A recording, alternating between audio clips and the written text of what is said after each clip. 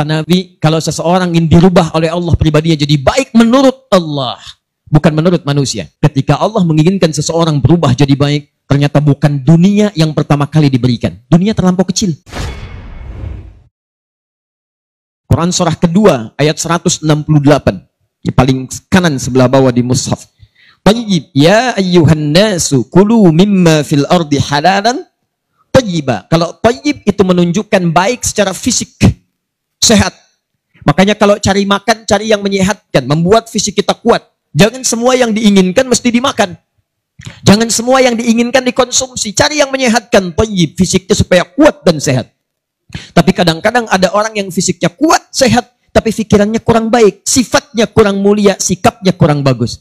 Kan ada yang namanya tayyib, tapi 2 kali puasa, 2 kali lebaran, gak pulang-pulang dia. Ya. Padahal sehat. Ya. Nah, kalau ingin merubah sifatnya, sehingga dari sifat ini muncul sikap yang baik, maka ada nama yang kedua disebut dengan khair namanya. Khair. Quran surah ketiga Ali Imran ayat 110. Paling kiri sebelah atas di mushaf. Khair. Kuntum khaira ummah. Kata Allah, kalian itu umat terbaik. Anda bayangkan, Nabi Muhammad SAW diutus, itu bukan di Persia yang sudah maju. Bukan di Romawi yang sudah jadi imperium. Luas, banyak kemajuannya, hebat pengetahuannya tinggi. Tapi Nabi diutus di tengah-tengahnya yang terhimpit. Tengah-tengah dunia, terbelakang, jauh dari peradaban, tidak punya teknologi, sikap-sikap buruk semua. Diutus di situ. Begitu diutus, risalah dikumpulkan oleh Nabi, diajarkan risalah Islam, bertransformasi dari yang tertinggal jahiliyah menjadi khaira ummah. Jadi kalau dulu ada orang paling buruk, sekarang nampak jadi paling baik di muka bumi. Kalau ada orang paling pendusta, jahiliyah sudah banyak. Makanya kalau ada pembohong sekarang, dia telat, keduluan sama orang dulu. Dan jahiliyah mau berubah, seburuk-buruknya jahiliyah, dari pendusta jadi orang paling jujur. Seburuk-buruknya dulu orang sombong, yang sombong banyak. Banyak. Abu Jahal, Abu Lahab, abu-abu yang lainnya ada. Jadi kalau yang abu-abu sekarang muncul ikutan sombong, dia telat. Sudah ada yang dulu. Tapi ketika turun kemudian dari risalah Islam, disampaikan oleh Rasulullah SAW, yang lain-lainnya memilih berubah jadi orang paling baik. Maka turunlah kalimat Nabi disampaikan. Man yuridillahu bihi khaira. Jika seseorang diinginkan oleh Allah berubah sifatnya jadi baik. Yang dulunya maaf sekali kasar jadi lembut. Yang dulunya banyak dengan kemaksiatan berubah jadi lebih baik. Kata Nabi, kalau seseorang ingin dirubah oleh Allah pribadinya jadi baik menurut Allah, bukan menurut manusia. Anda boleh disebut oleh orang Semarang paling baik, tapi mohon maaf, di Jawa Barat belum tentu mengenal Anda. Se-Jawa menyebut Anda baik, di Papua belum tentu bermimpi melihat Anda. Se-Indonesia menyebut Anda baik, Malaysia belum tentu melihat Anda. Tapi kalau Allah mengatakan Anda adalah orang baik, maka semuka langit dan bumi akan mengatakan Anda yang terbaik. Dan tahukah Anda, ketika Allah menginginkan seseorang berubah jadi baik, ternyata bukan dunia yang pertama kali diberikan. Dunia terlampau kecil. Kecil. Kata Nabi, yufaqihu fiddin. Maka orang itu akan diberikan dorongan dalam jiwanya, diringankan langkah kakinya, dilembutkan hatinya untuk mau datang ke majlis-majlis ilmu, mempelajari dan mendalami urusan agamanya. Maka saya berikan ucapan selamat kepada Anda sekalian di malam hari ini. Dari sekian banyak hamba Allah yang bertebaran di seluruh wilayah-wilayah dekat kita ini, ternyata Anda yang dipilih oleh Allah Subhanahu wa taala. Dilembutkan hatinya, diringankan langkahnya. Demi Allah saya katakan, saya tidak kenal siapa Anda. Saya belum pernah melihat Anda sebelumnya. Kalau tidak Anda diringankan oleh Allah, demi Allah untuk apa Anda datang sini?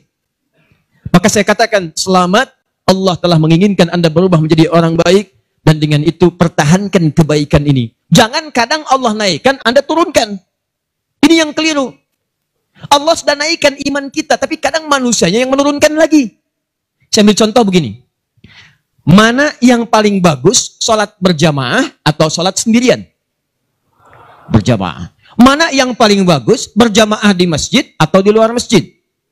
Masjid. Misal, antum subuh sudah ke masjid, sholatnya berjamaah. Di masjid itu bukan yang biasa-biasa, baru datang ke masjid nih, baru nyampe masjid nih, baru tiba. Itu kata Nabi di hadis Muslim disebutkan sudah mendapatkan 25 kebaikan. Baru nyampe 25. Jarak satu keduanya, ma baina darajataini khamsumi'ati sanatin, 500 tahun. Dua ketiganya 500 tahun. 3 ke 4, 500 tahun. Masuk kaki kanan, baca doa, tambahkan lagi pahala. Diniatkan i'tikaf, kata Imam An-Nawawi dalam kitabnya At-Tibyan, dapat lagi pahala. Duduk kemudian sebelumnya tahiyatul masjid, pahala lagi. Tilawah, pahala lagi. Salat, zikir, pahala. Sampai pulang, pahala lagi. Demi Allah saya katakan teman-teman sekalian, antum sudah sholat di masjid, sholatnya berjamaah. Subuh sudah Allah angkat ke level tertinggi. Kenapa zuhurnya antum turunkan lagi? Tiba-tiba zuhurnya antum sholat sendirian. Sudah enggak ke masjid, tidak berjamaah, sholatnya sendirian. Dikala Allah sudah naikkan, kenapa antum turunkan? Nah ini kadang-kadang hal yang terlihat ringan, tapi sesungguhnya besar dalam pandangan Allah subhanahu wa ta'ala. Jadi saya ingin memulai dengan mengucapkan selamat dulu. Mudah-mudahan ini adalah awal perbaikan dalam kehidupan kita. Dan insya Allah sepulang dari sini, kita insya Allah akan menjadi hamba yang terbaik dalam pandangan Allah subhanahu wa ta'ala. Ya. Dan itu tidak cukup dengan amin. Ya, kita harus pelajari dulu. Karena amin tidak dipraktikkan sampai kiamat kurang 2 hari, itu tidak akan pernah terjadi. Ya. Tapi minimal yang sebelah sini saya lihat wajahnya sudah semakin bercahaya. Ya, Masya Allah. Kena pantulan lampu. Ayo kita mulai bahasan kita. Malam hari ini semoga Allah berikan kesabaran untuk kita ya. Baik, tadi khair sudah saya tambahkan supaya tidak penasaran. Kalau kebaikan itu sifat dipraktekkan berubah jadi ma'ruf namanya. Thayyib, khair, ma'ruf. Kalau yang baik itu diniatkan karena Allah, maka berubah jadi ihsan namanya. Ihsan. Karena ada orang baik tapi kebaikannya tidak diniatkan karena Allah. Ada. Maaf ya, maaf. Antum kalau kedatangan tamu, misal saya bertamu ke tempat antum, disiapkan makanan nggak? Minuman? Kenapa? Karena Ustadz mau datang tamu. Bukan. Rumus hadisnya, perhatikan hadisnya. Man kana yu'minu billahi wal yaumil akhir falyukrim dhaifah. Siapa yang merasa beriman pada Allah dan hari akhir, jadi melakukannya karena Allah, bukan karena tamunya datang. Jadi mau tamu, mau nggak ada tamu, kalau kata Allah jamu, ya jamu. Jadi kalau cuma sekedar menjamu karena tamunya mau datang, jangankan yang beriman, yang tak punya iman pun melakukan hal yang sama. Maka orang ihsan itu, dia mengerjakan semuanya karena Allah. Makanya sekalipun tamunya nggak datang, dia nggak kecewa. Karena Allah yang perintahkan, bukan karena tamunya yang datang. Kalau antum kerjakan karena tamunya, ana mau datang nih, foto silahkan, ana siapkan yang terbaik jamuan. Di pertengahan tiba-tiba 10 menit lagi mau nyampe, afwan ada kejadian. Saya nggak bisa datang nih. Ya kan udah saya siapkan, kenapa nggak dicobain dulu? Tapi kalau anda kerjakan karena Allah, akhi afwan saya nggak bisa datang. Nggak apa-apa, hari ini Allah kirimkan makanan banyak buat saya. Kumpul. Nah kalau 4 ini bertemu, fisik sehat, pikiran bagus, sikap mulia, dikerjakan karena Allah, thayyib, khair, ma'ruf, ihsan berkumpul, maka berubah namanya menjadi soleh.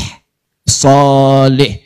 Ihsan ditemukan misal di Quran surah ke-46 ayat ke-15, soleh ditemukan di Quran surah ke-7 ayat 189. Karena itulah kita selalu berharap jika lahir keturunan, bermohon kepada Allah supaya lahir anak yang soleh. Berkumpul 4 kebaikan tadi. Hampir tidak pernah ditemukan ada seorang ibu berdoa atau ayah, ya Allah, anugerahkan saya anak yang thayyib. Hampir tidak pernah ada. Saleh.